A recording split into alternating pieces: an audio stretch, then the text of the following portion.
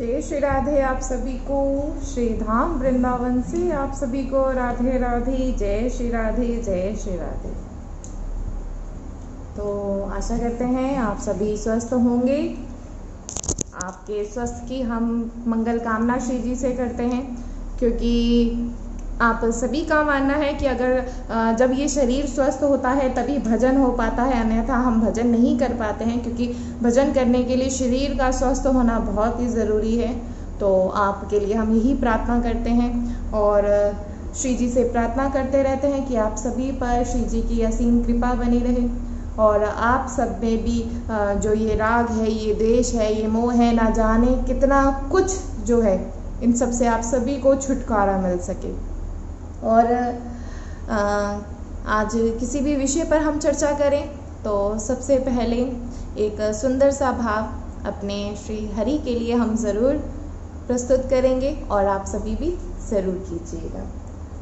तो कहते हैं कुछ भी कि आज हम बाद में इस विषय पर चर्चा करेंगे, लेकिन कि कभी कभी ऐसा होता है कि ऐसे आपके मैसेजेस सभी के आ जाते हैं कि उस विषय पर हमें कभी कभी हंसी भी आती है, आप सभी के ऐसे मैसेजेस पढ़ के। तो उस पर हम बाद में चर्चा करेंगे, लेकिन पहले एक बहुत सुंदर सा भाव अपने हम ठाकुर जी को ज़रूर प्रस्तुत करेंगे, क्योंकि हमारे ठाकुर जी को प्रसन्न करना हम केवल भजन से उनको प्रसन्न कर सकते हैं, और हर समय उनको याद करके, हर समय जब उन्हें याद करते हैं तो हम इसी से ही उन्हें प्रसन्न कर सकते हैं। और ऐसी कोई भी वस्तु हमारे पास नहीं है कि हम अपने ठाकुर जी को प्रसन्न कर पाएँ, ऐसी कोई भी वस्तु नहीं। लेकिन एकमात्र ज़रूर है, और वो क्या है? हर समय श्री जी का नाम। आप हर समय राधा राधा राधा नाम जप करते रहेंगे तो यकीन मानिए जो ठाकुर जी हैं आप सभी से ज़रूर प्रसन्न हो जाएंगे, क्योंकि एक बार जो राधा नाम ले लेता है तो ठाकुर जी सोचते हैं कि मैं इसे दूँ तो क्या दूँ। इसने राधा नाम का उच्चारण किया है, और इस राधा नाम का जो इसने उच्चारण करके इसने मुझे खरीद लिया है। तो किसी भी विषय पर हम चर्चा करें, एक सुंदर सा भाव, और आप सभी भी ज़रूर साथ में बोलिएगा। और जैसा कि हम बार बार कहते हैं कि प्रभु को, किसी को भी अगर हम चाहे, प्रभु की बात है, बार बार जितना नाम जब हम करते हैं, जितना भजन हम करते हैं, उतना ही हम प्रभु के निकट जाते हैं। क्योंकि जहाँ हम फंसे हुए हैं, जिस संसार में हम फंसे हुए हैं, वहाँ बार बार हमें ये याद करना अवश्य है कि हे प्रभु, मैं आपका हूँ। ठीक है, मैं इस माया में मैं फंस चुका हूँ, इस माया में मैं फंसा हुआ हूँ। ये माया भी आप ही के द्वारा रचित है, ऐसा तो नहीं कि ये माया कहीं और से आई है, नहीं, ये माया भी आप ही के द्वारा रचित है। लेकिन मैं इस माया से निकलना चाहता हूँ, जो ये बार बार जीना है, ये बार बार मरना है, मैं इससे भी मैं बचना चाहता हूँ, मैं इससे भी निकलना चाहता हूँ। और यकीन मानिए जो राधा नाम का जप करते हैं, जो बार बार राधा नाम उच्चारण करते हैं, उनका हम ये तो नहीं कह सकते कि उनका कल्याण, लेकिन हाँ कल्याण, लेकिन एक चीज़ आप सभी के साथ ज़रूर हो सकती है कि आपका जो ये स्वर्ग और जो ये नरक है जिसमें हम फंसे रहते हैं, उससे हमें छुटकारा मिल जाता है। जो ये जो जन्म है, ये मरण है, इससे ज़रूर छुटकारा मिल जाता है। तो आइए एक सुंदर सा भाव ठाकुर जी को प्रस्तुत करते हैं और फिर उसके बाद आगे किसी भी विषय पर चर्चा करते हैं। जय श्री राधे। ब्रिज की नंद लाला, राधा जू की सावरिया, ब्रिज की नंद लाला, राधा जू की सावरिया, ब्रिज की नंद लाला, राधा जू की सावरिया, सब दुख दूर हुए जब तेरा नाम लिया हो, सब दुख दूर हुए जब तेरा नाम लिया हो, ब्रज के नंद लाला, राधा जू की सावरिया,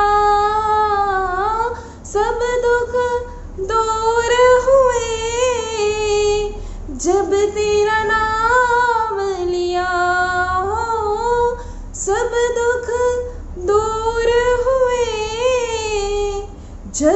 तेरा नाम लिया। जब ये पंक्ति आती है कि सब दुख दूर हुए जब तेरा नाम लिया, तो इसमें जो संसार में फंसा हुआ जीव है वो ये सोचता है कि प्रभु का नाम लेने से मेरे सारे दुख दूर हो जाएंगे और मेरी जितनी भी आकांक्षाएं हैं, मेरी जितनी भी मनोकामनाएं हैं, वो सब पूर्ण हो जाएंगी। लेकिन हम तो अपने अनुभव से ये कहते हैं कि प्रभु का नाम लेने से, बार बार हम जब प्रभु का नाम लेते हैं तो एक चीज का सुख तो हमें बहुत मिला है कि इस संसार का आकर्षण छूट जाता है। और क्योंकि संसार का आकर्षण ही, ये संसार का जो हमारे भीतर मोह है, यही सबसे बड़ा दुख का कारण है। इसीलिए इस पंक्ति को समझिए कि सब दुख दूर हुए जब तेरा नाम लिया। इसमें उसकी बात नहीं करते हैं कि हमें क्या हुआ कि हमारे सारे दुख दूर हो गए, यानी हमारी जितनी भी इच्छाएं वो सब पूरी हो गई। क्योंकि जो मनुष्य है वो इच्छाओं का भंडार है, जो मनुष्य का स्वभाव है, जो मनुष्य का जो जीव है, कहते हैं उसके पास बहुत सारी इच्छाएं हैं और इच्छाओं का वो भंडार है। और वो सोचता है कि प्रभु का नाम लो, एक लक्ष्य से लिया जाता है, हर कोई किसी ना किसी लक्ष्य से लेता है। कोई अपनी इच्छाओं को पूरा करने के लिए प्रभु का नाम लेता है, तो कोई सोचता है कि मैं, और जो भगवत जो भजन मार्ग पर चलते हैं उनका तो केवल एक ही मात्र लक्ष्य होता है और वो होता है प्रभु की प्राप्ति, उनका वो लक्ष्य होता है। तो हर किसी का लक्ष्य है। तो इसलिए इस पंक्ति का मतलब ये मत सोचिएगा कि हमारे दुख, सब दुख दूर हो जाएंगे। इसका तात्पर्य ये है, और हो भी जाते हैं, ऐसी बात नहीं है कि नहीं होते, हो भी जाते हैं। लेकिन अगर जो दुख दूर करने हैं तो वो दुख, सबसे बड़ा दुख क्या है? संसार का आकर्षण। इस संसार के आकर्षण से छूटना, इस संसार का जो मोह है इसे अपने भीतर से निकाल देना और अपने उसमें, अपने हृदय में केवल प्रभु को ही वास करवाना, वो ही सबसे बड़ा सुख का कारण है। और ये सब नहीं कर पाते हैं क्योंकि ये तो जो कहते हैं हृदय, वो इतना कहते हैं ना, हमारे तो हृदय सच्ची में जो जीव है, मनुष्य है, उनका तो हृदय बहुत ही छोटा सा। प्रभु तो बहुत बड़े हृदय वाले हैं, बहुत ही बड़े। लेकिन जीव एक बहुत ही छोटे हृदय का है, क्योंकि उसका कुछ नुकसान हो जाता है तो वो प्रभु को दोष लगाने लग जाता है। अगर उसके साथ कोई बुरा कर देता है तो वो तुरंत उसके मन में ऐसा भाव आ जाता है कि इसे कैसे प्रताड़ित किया जाए। कोई उसे कुछ बुरा कह देता है तब उसके मन में ऐसा भाव आ जाता है कि इसे मैं कैसे नीचा दिखाऊं। तो सोचिए ना कि कितने छोटे हृदय वाले हैं, लेकिन प्रभु कितने बड़े हृदय वाले। न जाने कितने पाप करने के बाद भी अगर हमारा हृदय, हम कहते हैं अगर कितने भी पाप कर ले, लेकिन उसके बाद भी हम कहते हैं कि हे नाथ मैं आपकी शरण, तो उसे स्वीकार कर लेते हैं। और हम एक उसी बात को लेकर ना जाने कितने समय तक ये भुगतान ही उसको भुगताते रहते हैं। उसे जो करता है उसी को हम बोलते रहते हैं, उसको दोष लगाते रहते हैं, और जहां तक कोशिश होती है कि इसे कैसे नीचा दिखाएं, ऐसी कोशिश हम करते रहते हैं, क्योंकि हम बहुत ही छोटे हृदय वाले हैं। इसलिए कहते हैं इस हृदय में केवल एक ही वास कर सकते हैं, या तो आप प्रभु को वास करवा दीजिए, या आप अपना जो मोह है, जो माया है, या तो उसको वास करवा दीजिए। एक ही जना वास कर सकता है। और यकीन मानिए, अगर इस हृदय में आप प्रभु का वास करवा देते हैं ना, तो सब दुख दूर हुए जब तेरा नाम लिया हो, सब दुख दूर हुए जब तेरा नाम लिया हो। ब्रज के नंद लाला, राधा जी की सावरिया, सब दुख दूर हुए जब तेरा नाम लिया हो, सब दुख दूर हुए जब तेरा नाम लिया। जय हो। ऐसे ही बोलते रहिए और यकीन मानिए, इस संसार का जो आकर्षण है ये सबसे मुश्किल है छोड़ना, बहुत ही मुश्किल। और हालांकि जो माया वो प्रभु के द्वारा ही रचित है, ये कहीं और से तो नहीं आई है, लेकिन इसका जो छोड़ना है, इसका जो त्याग करना है वो सबसे कठिन है। लेकिन भजन आपको ऐसा सामर्थ्य जरूर दे देता है कि आप इस माया को त्याग कर प्रभु की ओर जाएं। भजन ऐसा सामर्थ्य दे देता है। और जब हम हमारे जो मन में, आप में से बहुत से ऐसे होते हैं जिनके मन में ऐसा होता है कि जो भजनानंदी हैं, अगर कोई आपको संत नज़र आ रहे हैं या कोई भजनानंदी आपको नज़र आ रहे हैं तो सोचते हैं कि ये बहुत ही, इनके जो चेहरे पर बहुत ही ज़्यादा तेज है, तो ये सच्ची में बहुत बड़े भजनानंदी हैं, इनके चेहरे पे ना जाने देखो कितना तेज है। यानी भगवान को ढूंढने के लिए भी जो हमें माध्यम मिल रहे हैं उनमें भी हम अपने बहुत से ऐसे देखते हैं कि हमें ऐसे, अगर कोई जिसके चेहरे पर तेज हो और जो बहुत दिखने में बहुत सुंदर लगे या न जाने क्या कुछ, तो वो उस पर प्रभु की बहुत कृपा है, तो ये सच्ची में इन्हें प्रभु के दर्शन होते हैं और सच्ची में साक्षात ये प्रभु नहीं, चेहरे पे तो तेज तो आजकल ऐसे ही आ जाता है। आप यकीन मानिए कि कोई अगर मांस खाता है, देखा गया है जो मांस खाते तो उनके चेहरे पर कितना नूर होता है, तो क्या वो प्रभु से मिलते हैं? तो क्या उन्हें प्रभु के दर्शन होते हैं? क्या वो आपका मार्गदर्शन कर सकते हैं? नहीं। तो ऐसा मत सोचिए, यकीन मानिए, आप ऐसा मत सोचिए, ऐसा कुछ भी नहीं है। और जो कहते हैं जब हम बहुत भजन करते हैं तो कहते हैं कि क्या श्री जी नज़र आती हैं, ऐसे वाक्यों में मत फंसिए कि श्री जी नज़र आती हैं, क्या तुम्हें श्री जी नज़र आई, क्या श्री जी ने तुम्हें प्रेम किया, क्या श्री जी ने तुम्हें बचाया? अरे ऐसा थोड़ा ना होता है। आप क्या सोचते हैं कि हम जो इस जन्म में अगर हमारे साथ कुछ बुरा होता है और जब भजन करते हैं तब बुरा होता है, हम भजन कर रहे हैं तब भी हमारे साथ बुरा हो रहा है, तो इसका मतलब हमारा भजन किसी काम का नहीं है? ऐसा नहीं होता, क्योंकि जो ये हमारे कर्म, ये न जाने हमें कितने जन्मों से हमारे हैं, चाहे वो अच्छे हैं चाहे बुरे हैं, और कितने जन्मों से हमें ये भोगने पड़ते हैं। अब जब भजन करने लगते हैं तो अगर आपको कोई भी कष्ट आता है तो आप पर तो कृपा है कि आपका इसी समय में वो कष्ट न जाने कितना बड़ा हो और आपको थोड़ा सा मत कहते जरा सा होकर थोड़ा सा कष्ट आकर आपके सारे कर्म खत्म हो जाते हैं। लेकिन कभी अपने मन में ऐसा भाव मत लेकर आइए कि हमारे भीतर की हमें कष्ट होने लग गया है, और अगर कोई आप भजन करते हैं तो आपको कोई ऐसा कह देता है कि देखो कितना भजन करते हो फिर भी तुम्हारे साथ ऐसा बुरा क्यों? नहीं, ऐसे तो जो भजन विरोधी हो, जो आपके भजन में बाधा दे, उनसे आप सभी को अलग हो जाना चाहिए। इस बात पर आप सभी ध्यान दीजिए, जो भजन विरोधी हो, जो आपके भजन में जो बाधा डाले, आपको उनसे अलग हो जाना चाहिए। क्योंकि ये जो मार्ग है, आप सोचिए कि किसी के साथ आपको तय करना है, नहीं, किसी के साथ हमें तय नहीं करना, हमें जाना है, अपने प्रभु से मिलना है। और हम पर बहुत बड़ी कृपा हुई है कि अगर आज इस युग में अगर आप राधा नाम उच्चारण कर रहे हैं तो कितनी सृष्टि, कहते सृष्टि कितनी बड़ी, और उसमें से अगर आप ही को चुना गया है तो सोचिए, तो कृपा पात्र तो आप पहले ही हो चुके हैं। जब हम वृंदावन वास कर रहे हैं, हम राधा नाम का उच्चारण कर रहे हैं, और अगर हम वास भी नहीं कर रहे लेकिन मन में ऐसी आकांक्षा है कि वास करें, और हर समय हमारे भीतर, अगर हर समय भी नहीं, अगर हम राधा नाम हमारे भीतर है, हमारी जिह्वा पर राधा नाम रहता है और हमें रसिक जन का संग हमें चाहिए, अगर आपके मन में ऐसी भी इच्छा उत्पन्न हो रही है तो आप कृपा पात्र हो चुके हैं। और सोचिए, बहुत ऐसे प्रश्न आते हैं कि बोल देते हैं कि जब प्रभु को भजन करवाना है तो वो अपने आप करवा लेंगे। जब आपको ये मनुष्य शरीर मिला है तो आपको इसीलिए दिया गया है, क्योंकि बड़े ही सौभाग्य से हमें ये मनुष्य शरीर मिलता है, और ये दिया ही इसीलिए जाता है कि जो मनुष्य है वो भजन कर सके, क्योंकि एक मनुष्य ही भजन कर सकता है। तो इसीलिए कभी ये मत सोचिएगा कि प्रभु जब कृपा करेंगे तभी भजन हो पाएगा, प्रभु खुद करवा लेंगे, नहीं, ऐसा नहीं होता। आप इस बात पर ध्यान दीजिए। आपको शरीर, ये मनुष्य शरीर है तो इसी जन्म को साकार कर लीजिए, और जो भजन विरोधी हो उनका संग बिल्कुल ना करें।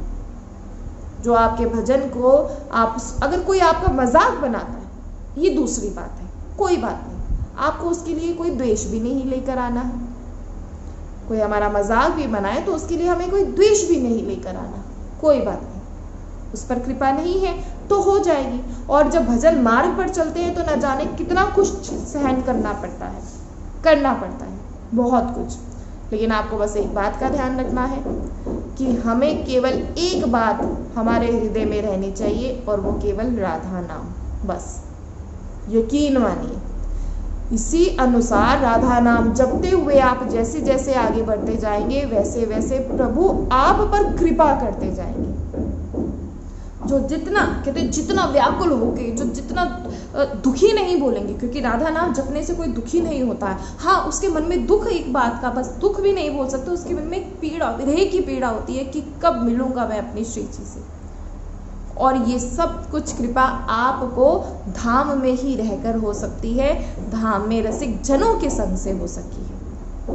लेकिन इस बात का ध्यान रखें। तो कहते जब मनुष्य है, शरीर हमें जब भगवान ने दिया है, जब भगवान सब कुछ करवा सकते हैं, क्योंकि भगवान चाहे तो क्या नहीं करवा सकते, भगवान तो सब कुछ करवा सकते हैं, तो भगवान हमसे भजन क्यों नहीं कराते। हम जब भगवान ने हमें ये शरीर दिया है, जब हमें ये जन्म दिया है, तो अब भजन भी करवा लें, क्योंकि सब कार्य तो हम प्रभु पर ही छोड़ देते हैं, खुद करने की कोशिश ही नहीं करते। हमारे जितने भी सारे कार्य हम सब कुछ प्रभु पर ही छोड़ दिए जाते हैं कि अगर इनको करवाना होगा तो करवा लेंगे, और अपने जैसे मर्जी कर्म करते जाएं। किसी का उपहास करना, किसी को नीचा दिखाना, अभिमान करना और अपमान करना, न जाने क्या क्या। और ऐसा करने से मिलता क्या है कि ऐसा करने से अगर हमें शांति मिलती हो, नहीं। ऐसा करने से भी किसी को अगर हम अपमान किसी का करते हैं, किसी को नीचा दिखाते हैं, किसी का मजाक बनाते हैं, तो ऐसा करने से हमारा ही हृदय जलता है, उस सामने वाले व्यक्ति का नहीं। आप कोशिश कर रहे हैं कि सामने वाले व्यक्ति का हृदय जलाएं, लेकिन ऐसा नहीं। और अगर वो कोई भक्त हो और उसके साथ अगर आप ऐसा करते हैं, तो यकीन मानिए बहुत बड़े पाप के भागीदार बन जाते हैं। क्योंकि कोई भक्त, किसी का कैसा भाव है, क्योंकि ये जो भाव होते हैं ना, ये प्रस्तुत करने के नहीं होते कि आपको दिखाया जाए, किसी पे कोई कृपा हो रही है, किसी को श्री जी प्रेम कर रही है या कोई कृपा पात्र है, तो वो कोई ये विषय दिखाने का नहीं होता। भजन कोई दिखाने का नहीं होता, जो दिखावा करे वो भजन नहीं होता। भजन कोई दिखाने का विषय नहीं है कि ये दिखाया जाए कि हम बहुत भजन कर रहे हैं तो हम दिखाएं तो ये बढ़ेगा, हम किसी सामने वाले व्यक्ति को हम दिखाना चाहें, नहीं। ये तो एकांत, और जितना भजन होता रहता है, यकीन मानिए एकांत रहने का मन करता है कि कोई साथ ना हो, हम और हमारे प्रभु बस, और कोई नहीं। ये जो चर्चा हम करते हैं, देखिए ज्ञानी तो है नहीं कि हम बोले कि ज्ञानी है, नहीं, लेकिन हाँ अपने जो अनुभव जो प्रेम से अगर कुछ बताते हैं, तो यही सोचते हैं कि आप किसी पर कोई एक भी ऐसा हो कि जिस पर कृपा हो जाए, तो यकीन माने कि श्री जी के जब सन्मुख हो तो इस मुख को दिखाने लायक तो हो कि हाँ। और भजन दिखावे का नहीं, बार बार बता रहे हैं, हम माला जप कर रहे हैं, दिखा रहे हैं, माला जप कर रहे हैं, नहीं, उसका कोई भी फायदा नहीं, कोई। क्योंकि जो असली भजन होता है, जिसका हृदय भजन में लग जाता है, जिसका हृदय प्रभु के चरणों में अर्पित हो जाता है, उसको एकांत, क्या कहते, एकांत ही चाहिए होता है, उसे किसी का संग नहीं चाहिए होता। और जब ऐसा आपके साथ होने लग जाए, तो यकीन मानिए आप पर कृपा हो रही है और आपका भजन सही मार्ग पर हो रहा है। तो जब प्रभु, एक दृष्टांत की सहायता से आप सभी को समझाना चाहेंगे कि हम प्रभु से दूर कैसे हो चुके हैं, कि ऐसा क्या किया है हमने और ऐसा कौन सा कारण है कि जो हमें प्रभु से दूर कर देता है। तो एक दृष्टांत की सहायता से आप सभी को जरूर सिखाएंगे, सभी को जरूर समझाएंगे। तो दो मित्र थे, उन दोनों में से एक मित्र चलकर तो राजा बनता है और दूसरा मित्र कुसंग में पड़कर उसे जेल में बंद कर दिया जाता है। उसके गले में तोंक, हाथ में हथकड़ी, पांव में बैरी, इस प्रकार उसे बांध दिया जाता है और एक कारागार में बंद कर दिया जाता है और बाहर बहुत से सिपाही खड़े कर दिए जाते हैं। अब इस स्थिति में, विपत्ति में फंसा मित्र ये सोचता है कि क्यों ना जो मेरा मित्र राजा है, क्यों ना मैं उससे सहायता मांगू, क्योंकि वो राजा है, वो मुझे बचा सकता है और वो मुझे बचा लेगा। तो वो जाता है, वो एक संदेश भेजता है कि मैं ऐसी बहुत ही मुश्किल में फंसा हूँ और क्योंकि तुम मेरे मित्र हो तो तुम मुझे बचा सकते हो। तो संदेश राजा के पास भिजवाता है। लेकिन वो राजा क्या कहता है, वो राजा ये कहता है कि अगर मेरा मित्र, अगर तुम खुद चलकर मेरे पास आ जाओ तो मैं तुम्हें बचा लूंगा। अब कैसा टका सा जवाब है, क्योंकि वो मित्र तो जेल में बंद है और ऐसी कारागार में बंद है और ऐसे सिपाहियों की उसकी वो पैरा है, तो वो कैसे वहां आ सकता है? वो तो आ ही नहीं सकता। तो इनमें से जो दोनों मित्र है, जो राजा है वो है हमारे परमात्मा, और जो उस दूसरा मित्र जो चोर बना है, जो कारागार में बंद है, तो वो कौन है? वो है जीव, यानी हम फंसे रहते हैं। किस में फंसे रहते हैं? अपने इस संसार में। इस संसार में फंसे रहते हैं और कोशिश करते रहते हैं। जब फंस जाते हैं बहुत बुरी तरीके से तो कोशिश करते हैं कि प्रभु आए और बचा लें, लेकिन प्रभु भी ज़्यादा समझदार है। अब प्रभु भी चालाक हो चुके हैं, क्योंकि कलयुग का प्रभाव अगर आप लोगों पर है, अगर मनुष्य पर है, तो कलयुग का प्रभाव क्या प्रभु पर नहीं है? प्रभु नहीं देखते, नहीं समझते। आप सभी से बार बार कहते हैं कि आप किसी को कैसे भी, अब हम अपना ही उदाहरण लेते हैं, हम आपको, क्योंकि हम तो कहते हैं अपने ऊपर ही रख कर बोलते हैं, हम आपको तिलक लगा के हुए दिखते हैं, जब हम आप सभी के समक्ष आते हैं तिलक लगा कर दिखते हैं, कंठी पहन कर दिखते हैं, और आप सभी सोचते हैं कि कितने भजन करते हैं। लेकिन अगर हम आपको ही कहीं ऐसे नज़र आ जाए कि हम जीन्स पहन कर हम घूम रहे हैं या कुछ भी ऐसा हो रहा है, तो वो ढोंग, वो आपके हृदय में कितनी जल्दी से आपको वो होगा। इसलिए कहते ढोंग नहीं करना चाहिए।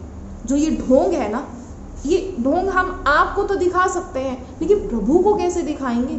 इसलिए आप सभी को समझाया जाता है ये जो मार्ग है, और यहाँ इस मार्ग पर चलने के लिए यकीन मानिए शुरू में मन बहुत ही होता है, मन बहुत ही जलता है कि इस मार्ग पर चल रहे हैं, और कभी अपमान मिलता है, सब कुछ मिलता है, अपमान मिलता है, मजाक उड़ाते हैं, सब कुछ होता है, लेकिन कोई फर्क नहीं पड़ता, कोई भी नहीं, किसी के मजाक का, किसी के अपमान का नहीं, कि हमें जो प्रभु मिले हैं, जो उनका प्रेम मिलता है, वो इन सभी बातों, वो कहीं तो ये सभी बातें मायने ही नहीं रखती, क्योंकि ये तो संसार है। इस संसार में तो हमें फंसना ही नहीं है भैया। जब भजन कर लिया है, प्रभु को पकड़ लिया है, प्रभु के चरणार बिंद से हम जुड़ चुके हैं, तो क्या अभी संसार के विषय पर हम ध्यान देंगे? नहीं, कोई मन नहीं करता इस संसार के विषय पर ध्यान देने का, कुछ भी नहीं करता, यकीन मानिए। ऐसे आप भी कर सकते हैं। सबके यही प्रश्न होते हैं कि संसार के मोह को कैसे त्यागें, इस परिवार के मोह को कैसे त्यागें, बच्चों के मोह को कैसे त्यागें? नहीं त्यागा जाता। अगर आज तिलक लगा कर बैठ जाएंगे, आप तो ऐसी बात कर देते हैं कि तिलक लगा लीजिए, आज तिलक लगा कर बैठ जाएंगे तो लोग क्या कहेंगे? अरे जब इस तिलक लगाकर कहते जो ये तिलक है, जो ये कंठी है, ये क्या है, ये क्यों पहनी जाती है? जैसे एक सुहागन स्त्री होती है, सुहागन स्त्री अपने सुहाग का वो सिंदूर लगाती है, मंगलसूत्र पहनती है, ऐसे ही कहते हमारा जो प्रभु से, कहते प्रभु हमारा सुहाग है, और सुहाग की हमारी क्या चिन्ह है? ये हमारा तिलक और हमारी कंठी, ये सुहाग की हमारी चिन्ह है। तो ऐसे ही आपको कभी ये सोचना नहीं, और ये संसार का आकर्षण तभी छूट सकता है जब आप प्रभु से जुड़ेंगे, और एकमात्र अपने हृदय में केवल प्रभु और कोई नहीं। जो ऐसे चलते हैं, यकीन मानिए हम आपको बता दें कि ऐसा मिलता है या ऐसा होता है, यकीन मानिए आप चलकर देख लीजिए और खुद अनुभव कर लीजिए कि आपको कैसा मिलता है। इसलिए ये संसार को छोड़ना, और ये जो हमारे भीतर जितने भी ये काम है, ये क्रोध है, ये लोभ, ये मोह, ये माया, न जाने कितना कुछ, ये बहुत कुछ है, इन सबको छोड़िए और प्रभु की तरफ जाइए। प्रभु की तरफ जाना कि कह दिया जाता है कि अगर जो कहें कि ये अभी का विषय नहीं, अभी तो हमारे खेलने कूदने के दिन है, अभी ये मौज मस्ती के दिन है, तो मौज मस्ती वाले ज़रा इस बात पर ध्यान दीजिएगा कि मौज मस्ती आप कितने दिन कर लेंगे। क्या आप ये जो मौज मस्ती है, आप अपनी उम्र आप जानते हैं, या कोई भी अपने उम्र जानता है? क्योंकि एक ये पता है कि बुढ़ापा आता है, सबको पता है कि बुढ़ापा आता है, तो क्या बुढ़ापे तक पहुंचने के हम लायक हैं? क्या हम जानते हैं हम अपना भविष्य देख सकते हैं? नहीं देख सकते। इसलिए अभी से प्रयास कीजिए, भजन करना प्रारंभ कर दीजिए, और कोई नहीं।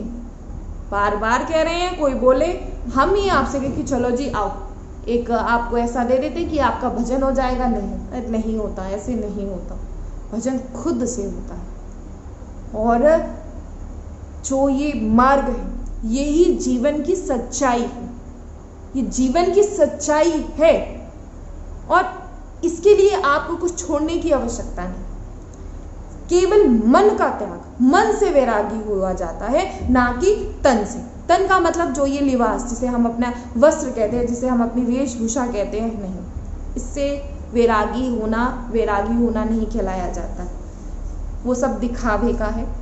और जो मन से वैरागी हो जाए, यकीन मानिए, वो चाहे जीन्स पैंट में भी घूम रहा है, और लेकिन अगर वो मन से वैरागी है तो वो सच्चा संत कहलाने लायक है, जिसके हृदय में किसी के लिए कोई द्वेष नहीं है। और ऐसे ना कितने देखने के लिए मिलते हैं, इतनी सृष्टि और इतने से, आप सभी जानते हैं कि कितनी बड़ी सृष्टि, और ऐसे कितने देखने के लिए मिलते हैं, बस इतने से। इसलिए समझिए, बार बार आपको ये क्यों समझाया जा रहा है, समझिए। हम ऐसे ही एक स्त्री का पुत्र मर जाता है, और वो स्त्री भागती है, सबसे कहती है, सबके पास गिड़गिड़ाती है कि कोई तो ऐसा हो कि जो मेरे पुत्र को बचा ले, कोई तो ऐसी दवाई दे दो, कोई तो ऐसा इलाज कर दो कि मेरे पुत्र को बचा लो, मेरे पुत्र को बचा लो। भूल जाते हैं कि अगर जीवन है, जीना है, तो मरना भी है। अगर इस देह का, इस शरीर का निर्माण हुआ है तो इसका विनाश भी संभव है, लेकिन अगर वो प्रभु के चरणों में लग जाता है तो उसका विनाश नहीं होता, उसका उद्धार हो जाता है। वो इस जन्म मरण से छूट जाता है, इस नरक और स्वर्ग से छूट जाता है। क्योंकि नरक और स्वर्ग तो जब भी होता है जब बार बार जन्म लेते हैं, जब बार बार जन्म, बार बार मरण। लेकिन जो प्रभु के चरणार विंद से जुड़ जाता है, उसको ऐसा ना जन्म ना मरण किसी भी में वो नहीं फंसता। तो वो स्त्री रोती है, सबको पुकारती है, सबके पास जाती है कि कोई तो हो, मेरे बच्चे को बचा ले, मेरे बेटे को बचा ले।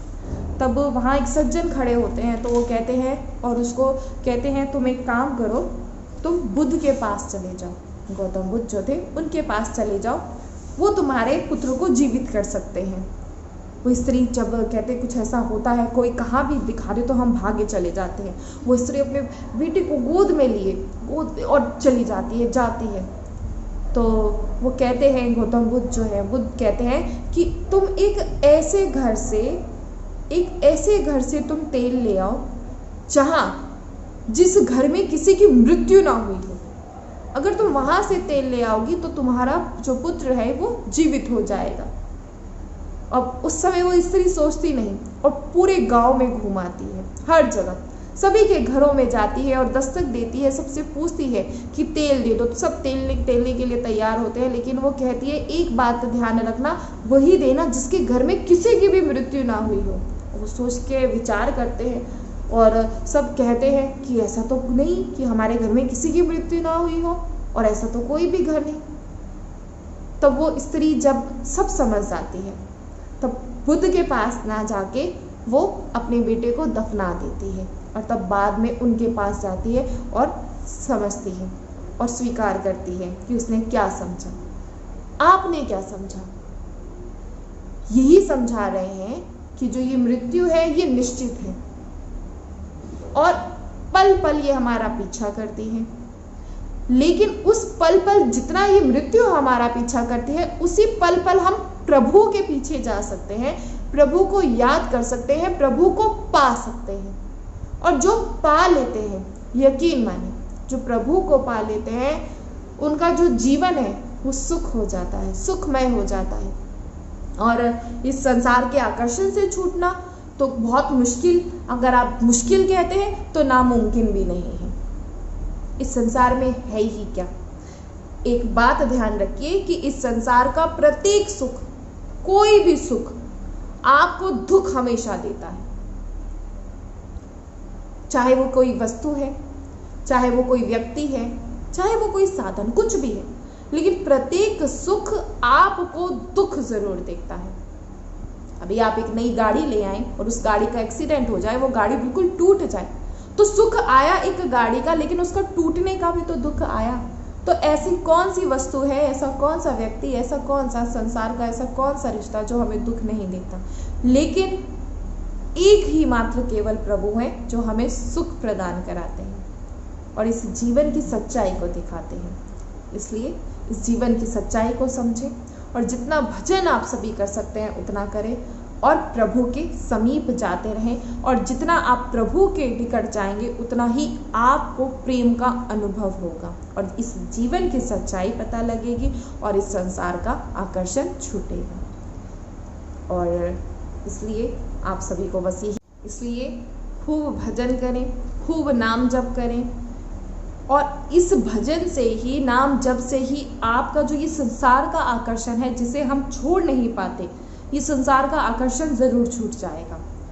और प्रभु से जब संसार का आकर्षण छूट जाता है तभी हम प्रभु से मिल पाते हैं, क्योंकि जब तक हृदय में ये संसार का आकर्षण रहता है तब तक हम प्रभु से दूर रहते हैं। और जिस दिन हम प्रभु से मिल जाते हैं तो यकीन मानिए जो हमारे जीवन का सुख है, जो हमारे जीवन का लक्ष्य है वो पूरा हो जाता है, और ये जीवन का लक्ष्य केवल एकमात्र है और वो है प्रभु के चरणों की प्राप्ति और कुछ भी नहीं।